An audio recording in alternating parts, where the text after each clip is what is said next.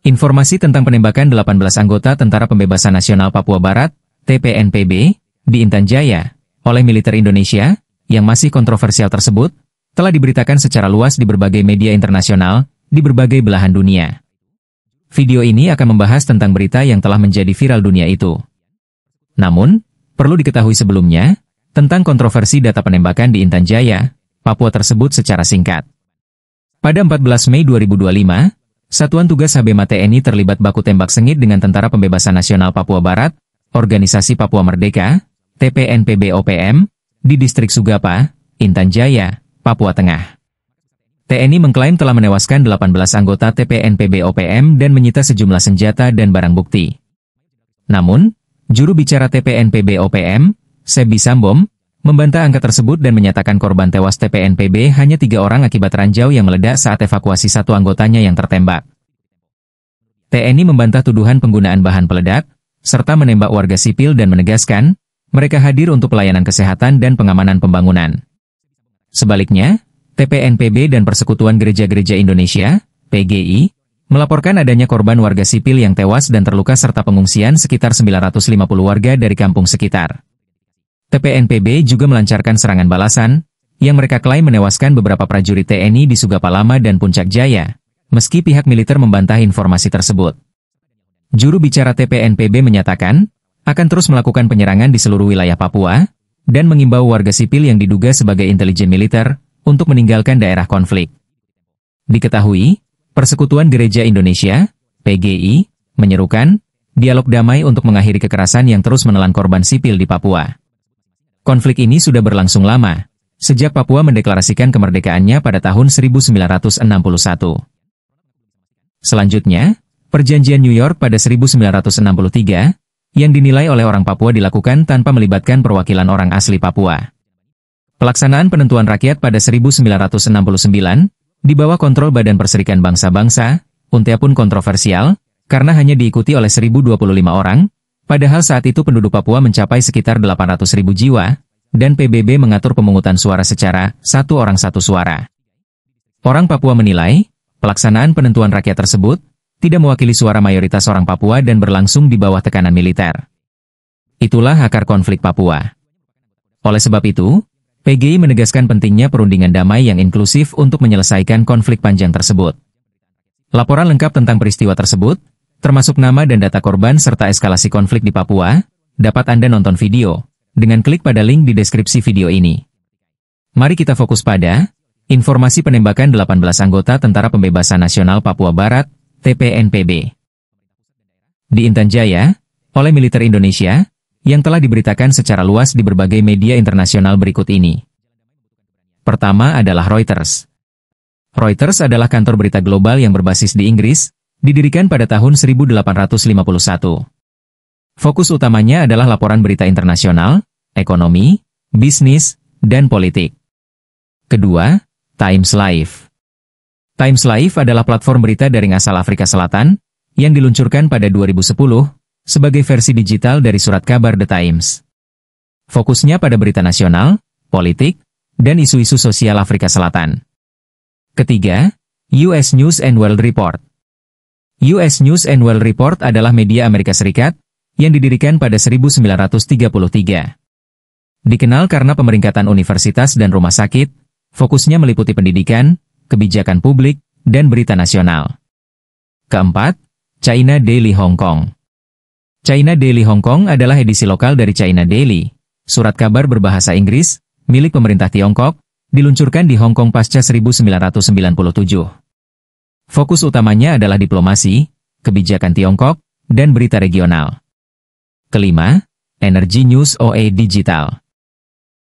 Energy News OA Digital merupakan bagian dari offshore engineer di Amerika Serikat yang sejak 1975, berfokus pada berita industri energi, khususnya minyak dan gas lepas pantai serta teknologi kelautan.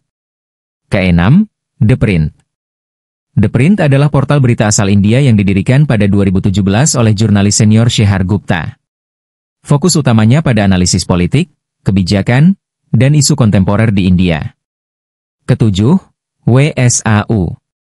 WSAU adalah stasiun radio dan portal berita lokal di Wisconsin, Amerika Serikat, yang berdiri sejak 1937.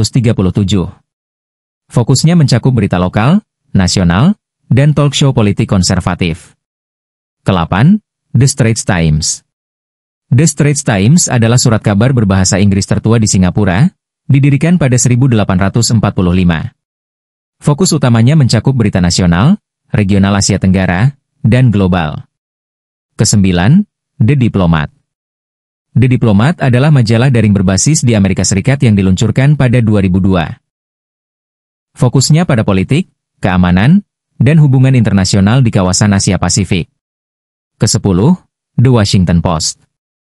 The Washington Post adalah surat kabar terkemuka dari Amerika Serikat, didirikan pada 1877 dan berbasis di Washington. Fokus utamanya pada jurnalisme investigatif, politik nasional, dan isu global.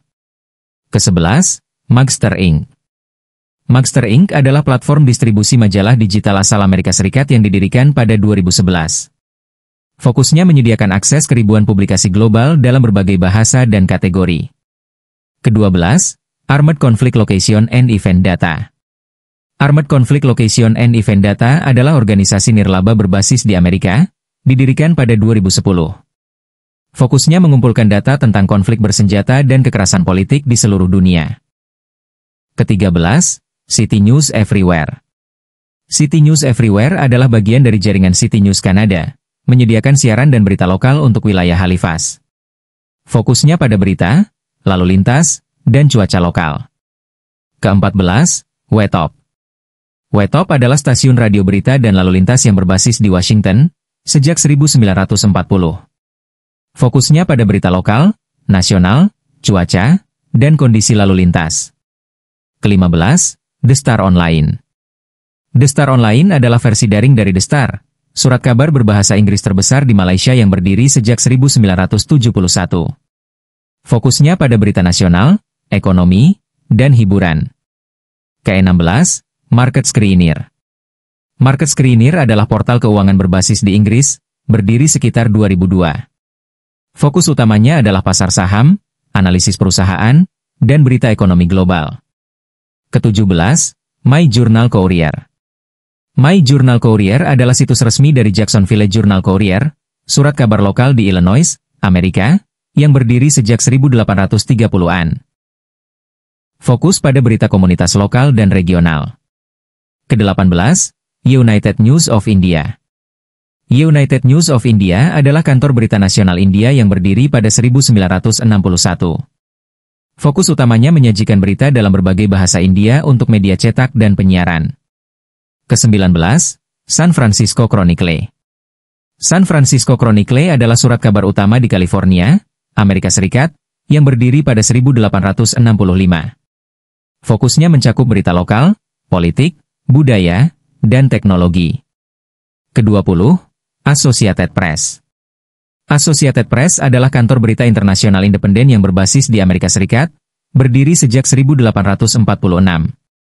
Fokusnya pada laporan cepat, faktual, dan netral di berbagai bidang berita dari seluruh dunia. Ke-21, Xinhua News Agency. Xinhua News Agency adalah kantor berita resmi milik negara Tiongkok yang berbasis di Beijing. Didirikan pada tahun 1931, Xinhua News Agency berfungsi sebagai corong pemerintah Tiongkok dalam menyampaikan berita domestik dan internasional. Fokus utamanya adalah politik, ekonomi, diplomasi, dan kebijakan luar negeri dari perspektif Tiongkok. Ke-22, The Australian. The Australian adalah surat kabar nasional berbahasa Inggris, yang terbit di Sydney, Australia. Didirikan pada tahun 1964 dan dimiliki oleh News Corp Australia, media ini dikenal luas sebagai suara konservatif, dengan fokus pada isu-isu nasional Australia, geopolitik regional Asia Pasifik, ekonomi, dan kebijakan luar negeri. Ke-23, Freedom 96.9 News. Freedom 96.9 News adalah nama siaran dari stasiun radio berbasis di Oklahoma City, Amerika Serikat, bagian dari jaringan iHeartMedia. Akar radionya berasal dari KTOK yang didirikan tahun 1927. Fokusnya adalah pemberitaan politik dan isu-isu keamanan, dari sudut pandang konservatif, sering mengutip sumber berita utama untuk liputan internasional. Ke-24, Stratfor Worldview. Stratfor Worldview adalah lembaga analisis geopolitik yang bermarkas di Austin, Texas, Amerika Serikat, dan didirikan pada tahun 1996. Kini tergabung dalam platform Rani. Fokus Stratfor adalah menyediakan analisis strategis mengenai konflik global, keamanan, dan tren geopolitik yang berdampak pada negara dan kawasan di seluruh dunia.